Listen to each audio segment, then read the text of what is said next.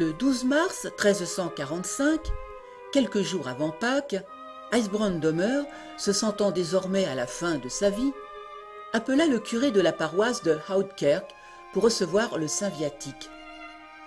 Peu après avoir communié, l'homme vomit dans une cuvette et le contenu fut jeté dans le feu de la cheminée. Le lendemain, Ijsbrand se sentait beaucoup mieux. Une de ses domestiques, qui s'occupait de lui, alla attiser le feu et remarqua une drôle de lumière avec une hostie au milieu. La femme commença à crier et tout le voisinage accourut et cria au miracle. Ijsbrand récupéra l'hostie, l'enveloppa dans un linge qu'il déposa dans un étui qui fut aussitôt porté au curé. Le miracle continua. Le prêtre, 3 fois de suite, dut retourner chez le malade pour récupérer l'hostie qui, miraculeusement, revenait toujours chez Ijsbrand. On décida alors de transformer la maison de Ijsbrandomr en une chapelle.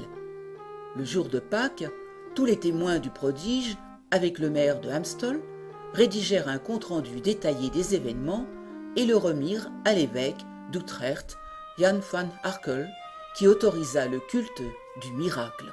Mais ce ne fut pas le seul miracle. En effet, en 1452, la chapelle fut détruite par un incendie, mais l'ostensoir contenant la Sainte Hostie resta intact. En 1665, le conseil de la ville autorisa le père Jan van der Meij à transformer en chapelle une des maisons de l'ancien couvent des Béguines.